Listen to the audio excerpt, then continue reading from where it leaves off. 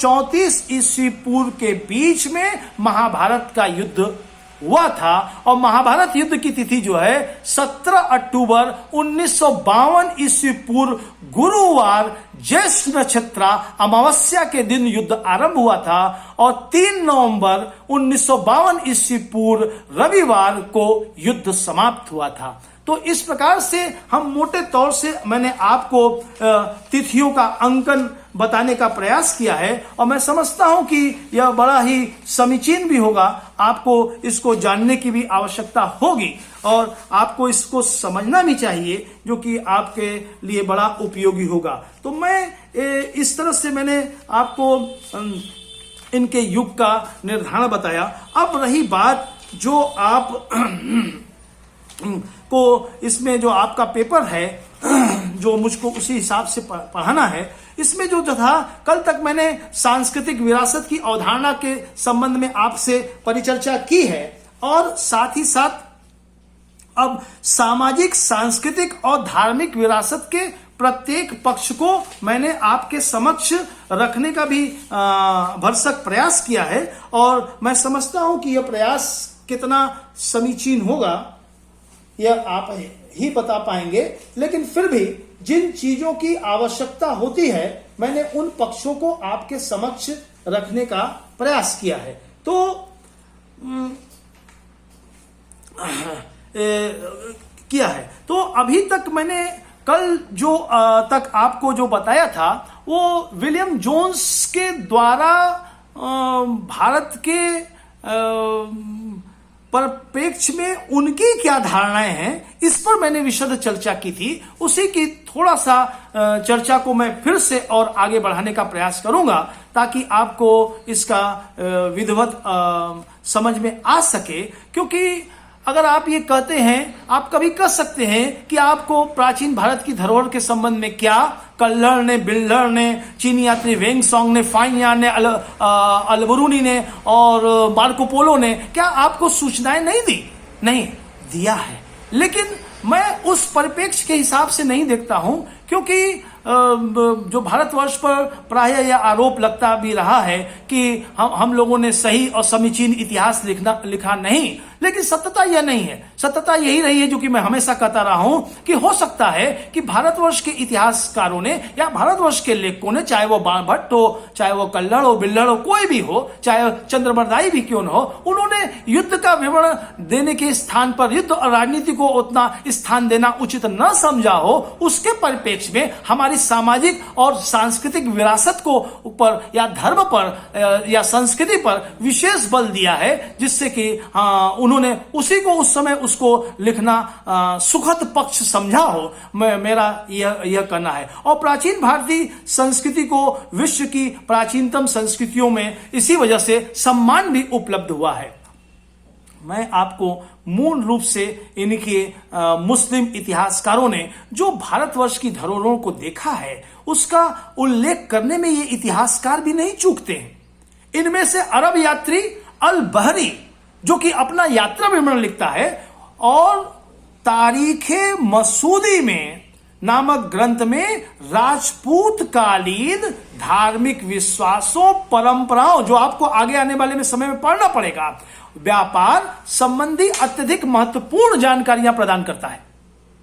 अतः यह ग्रंथ तत्कालीन सभ्यता और देखा जाए तत्कालीन समय की यानी कि सभ्यता और जानकारी का एक अनमोल स्रोत साबित होगा। इसके बाद जो है अल बहाकी आता है 995 ईस्वी में और 1080 तक लगभग रहा और जिसने लिखा तारीखे सुबुद्दीन जो नामक ग्रंथ लिखा, जो मध्यकाल के संबंध में, भारत के संबंध में सुबुद्दीन जो कि एक शासक रहा है, उसका शासन काल रहा है, उसके संबंध में हमको जानकारी प्रदान करता है। इसका दूसरा ग्रंथ था तारीखे मसूदी में मसूद के राज्यकाल का भी वो उल्लेख करता है।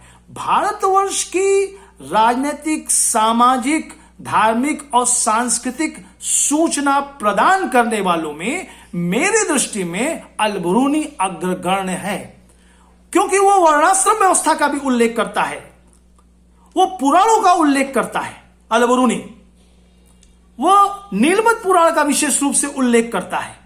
वो अनेक प्रकार के भद्रबाहु संहिता इत्यादि का अध्ययन किया था, जिसने कि वो बताया है। अल-बरूनी जो है महमूद गजनवी के दरबार में और भारतवर्षों में कुछ वर्षों तक रहा, जिसने कि आप जानते हैं तहकीकात हिंद अर्थात हिंद की खोज, इसके अलावा 6 और ग्रंथों का प्रणेता उसे माना गया है। और अल-बरूनी ने एक स्थान पर लिखा गया है कि उसने अपने मित्रों को लिखा था, जिसके आधार पर उसके पत्रों, उसके लेखों और उसके किताबों की संख्या 114 मानी गई है।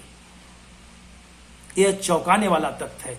इसके तहकीकात हिंद के मूल पाठ का संपादन जो है E.C. सखाऊ ने लंदन में 1887 ईस्वी में किया गया था और इन्हीं के द्वारा अंग्रेजी भाषा में अल-बरूनीज इंडिया 2 जिल्दों में ओरिएंटल सीरीज लंदन से 1910 में प्रकाशित हुई थी। और इसके बाद अल-बरूनी न केवल भारत की सामाजिक, राजनीतिक, सांस्कृतिक और धार्मिक जानकारियां प्रदान करता है, अपितु वह इनकी प्रामाणिकता का भी उल्लेख करता है।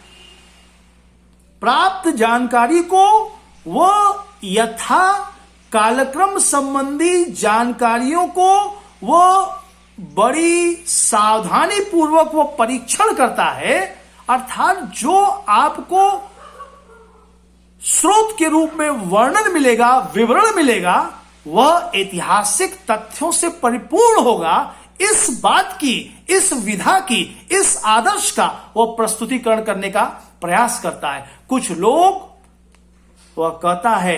कुछ लोग और संवाददाता साफ कहता है, हमें इस अस्पष्ट और गलत सूचनाएं देते हैं। फिर से सुनिए, वह कहता है कुछ लोग और संवाददाता मुझे अस्पष्ट और गलत सूचनाएं देते हैं। कुछ अपनी नीच प्रवृत्ति और कायरता के कारण वह कहता है कि केवल वही पुरुष सराहनीय है जो असत्य से दूर भागता है और सत्य का अवलंबन करता है। इस स्थान पर अल-बरूनी कुरान शरीफ का हवाला देता है। वह कहता है कि सत्य बोलो, सत्य बोलना नितांत आवश्यक है, भले ही वह तुम्हारे विरुद्ध ही क्यों न हो। उसकी भारत की सांस्कृतिक जानकारी का दूसरा प्रमुख स्रोत हिंदू धर्म ग्रंथों का अध्ययन था।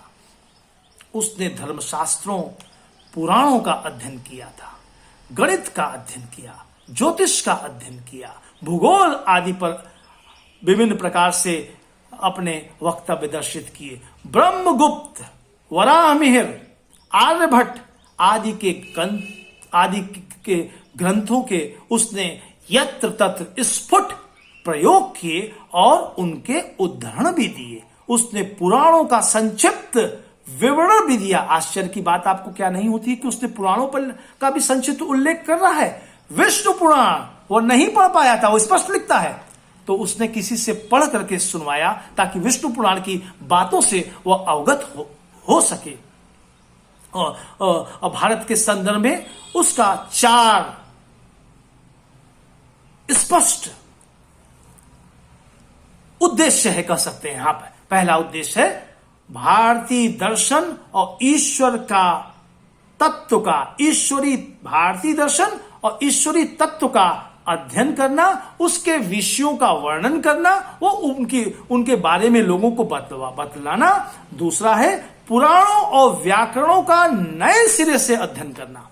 तीसरा है भारत के विभिन्न वर्गों और जातियों का उल्लेख करना, वर्ण व्यवस्था की अभी मैंने बात की थी, उसका उल्लेख करना। इसके अलावा अल-बरूनी का सबसे पहला भारत के संपर्क में, भारत की विरासत के संपर्क में प्रमुख उद्देश्य था कि ग्रंथों का अनुवाद करना, संस्कृत से अरबी भाषा में और अरबी भाषा से संस्कृत भाषा में अनुवाद करने में उसने अत्यधिक रुचि दिखलाई थी। उसे संस्कृत के लगभग 6 लोक प्रतिष्ठित, लोकग्राही, सुप्रसिद्ध ग्रंथों का अनुवाद किया था, जिसमें 3 के नाम स्पष्ट रूप से परिलक्षित हैं। कपिल के सांख्य का, बृहद संहिता का, लघु जातक कथाओं का उसने अनुवाद किया था। उसने अरबी ज्योतिष के एक ग्रंथ का संस्कृत भाषा में भी अनुवाद किया था। वह महाभारत, जिसको कि आप ग्रंथ कहते हैं, महाकाव्य को, महाभारत को सिर्फ महाभारत को भारत कहता है। भारत के 18 पर्वों के बारे में, त्योहारों के बारे में वह बतलाता है। दक्षिण के भारत के जो हिंदू हैं अपने लेखन कार्य में ताड़पत्रों का उपयोग करते थे, और उत्तर भारत के जो हिंदू थे वह तूज के वृक्षों का प्रयोग किया करते थे। हिंदू लोग, आप जानते होंगे, अपने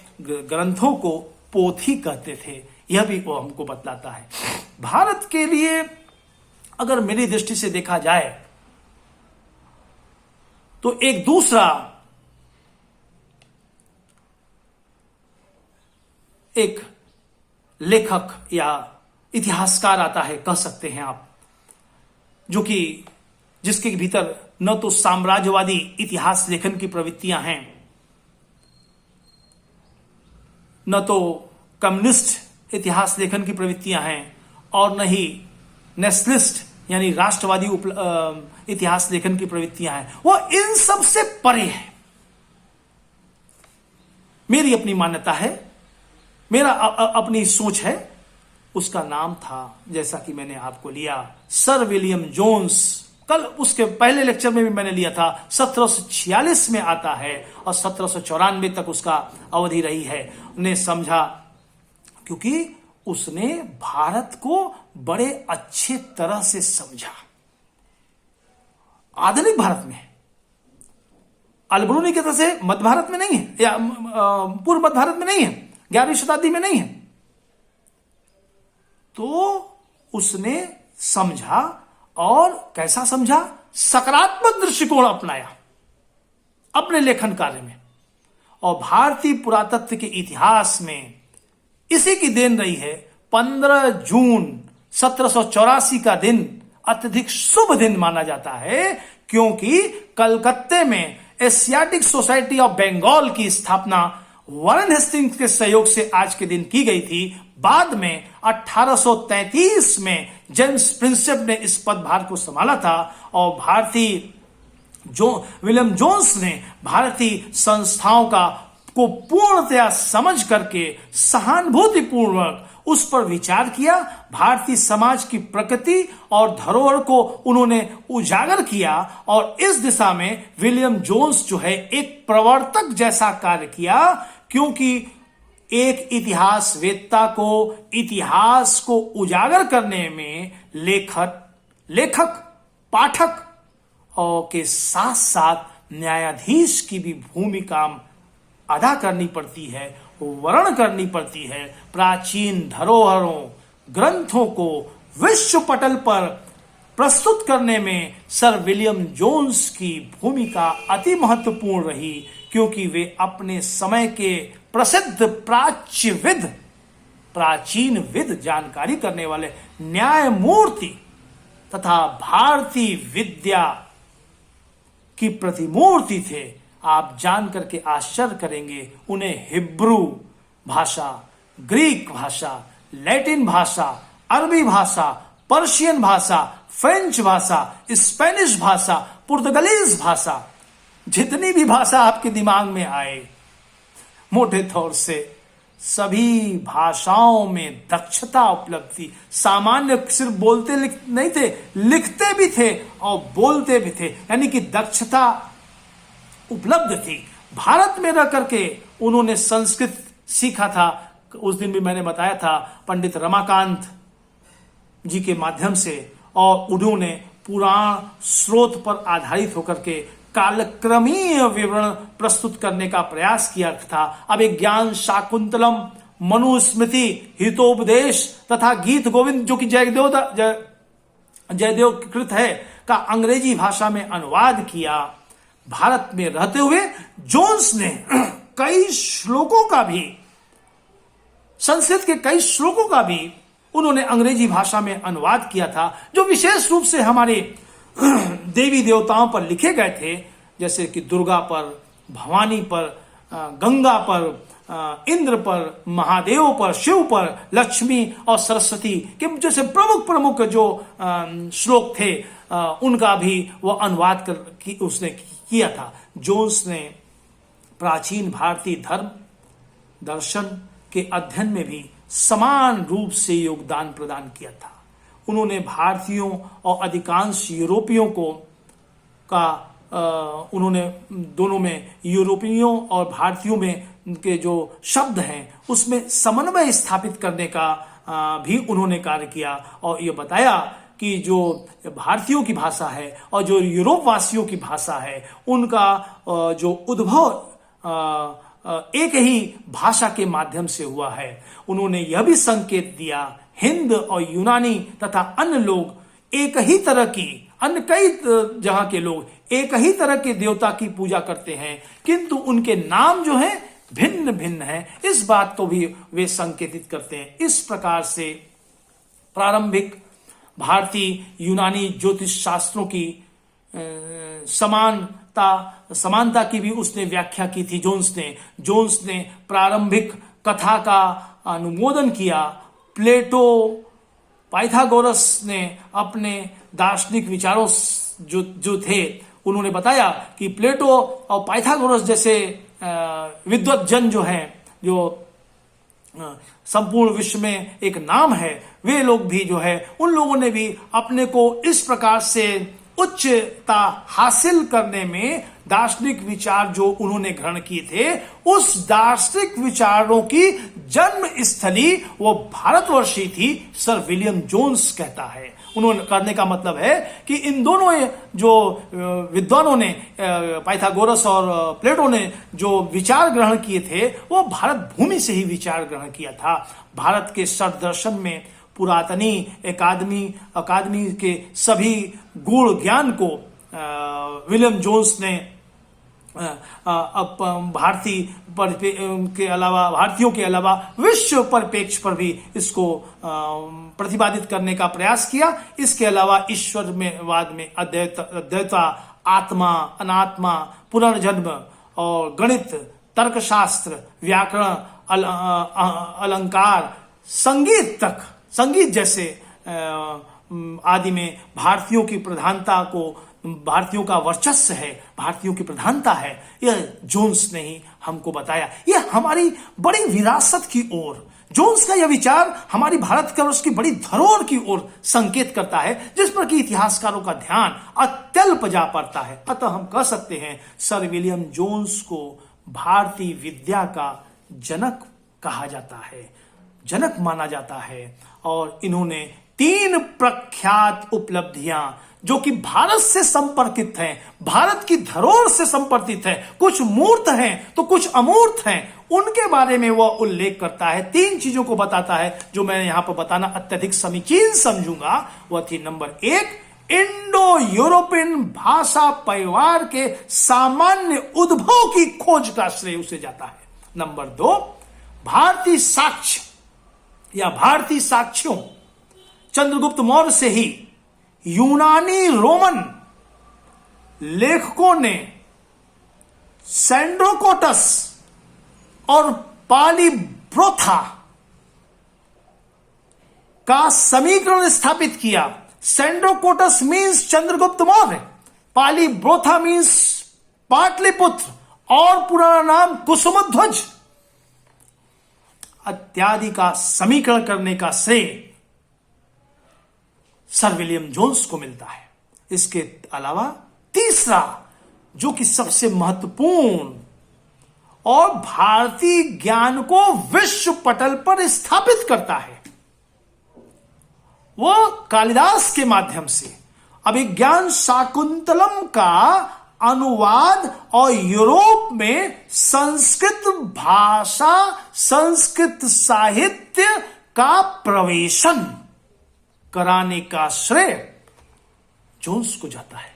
अर्थात कहने का मतलब यह है कि भारतीय धरोहर को जो अगर जोन्स जैसा इतिहासकार नहीं होता तो आज भी भारतीय धरोहर, चाहे वो मूर्त हो चाहे अमूर्त हो, अस्पष्ट होती। इसमें लेश मात्र भी संदेह नहीं है। जोन्स ने ही नाटककार और कवि के रूप में कालिदास को यूरोपीय मानक से शेक्सपियर के तुल्य बताने का प्रयास किया और इन्होंने इसका उल्लेख स्वयं जोन्स की कृति, जो कि जोन्स द्वारा लिखी गई है, लिटरेचर ऑफ हिंदुइज्म के माध्यम से प्रकट होता है। भाषा शास्त्री के रूप में अगर मैं आपको आज के इस व्याख्यान का सबसे अधिक चौंकाने वाला तथ्य आपके सम्मुख रखने का प्रयास करूंगा, वो यही है, सर विलियम जोन्स को सर की टाइटल ऐसे ही नहीं मिल गई थी। सर विलियम जोन्स को 13 भाषाओं का विधिवत पूर्ण सम्यक ज्ञान था। इसके अलावा 28 भाषाओं का अच्छा ज्ञान था। देव भाषा संस्कृत पर भी उसका समान अधिकार था। देव भाषा, देवताओं की भाषा, देववाणी कही गई है संस्कृत कि देवताओं के मुख से निकली हुई यह वाणी कही गई है। और सत्य है कि मैं आपको यहां पर यह भी बताना चाहता हूं, क्योंकि मैं ज्ञान के साथ साथ कुछ आपके व्यक्तिगत बातों पर भी, आपके जो व्यक्तित्व को भी परिमार्जित करे, उसके संदर्भ में बताना चाहता हूं। जिसने संस्कृत का ज्ञान है, जो संस्कृत पढ़ता है, जो संस्कृत का उच्चारण करता है, जो सही और सटीक शब्दों को बोलता है, जो सटीक उच्चारण करता है, निश्चित रूप से मानिए कि उसके पास रोगों को आने में बड़ी दिक्कत होती है। संस्कृत देववाणी है और इसके प्रयोग से अनेक रोगों से मुक्ति प्राप्त होती है। इसलिए हमको संस्कृत और हिंदी भाषा का अधिकाधिक प्रयोग करना चाहिए। मात्र एक ओम के उच्चारण से 153 व्याधियों से आपको मुक्ति मिलती है। यह संस्कृत का शब्द ओम है, जो अंतरिक्ष और सकल ब्रह्मांड में व्याप्त है। उसका प्रयोग करना चाहिए। शायद इसीलिए सर विलियम जोन्स ने अपनी सभी भाषाओं में संस्कृत को सर्वोच्च रखा, देव भाषा संस्कृत पर अपना पूर्ण अधिकार रखा। स्वयं विलियम जोन्स कहता है कि संस्कृत किसी भी भाषा की अपेक्षा अधिक पूर्ण और संपूर्ण भाषा है।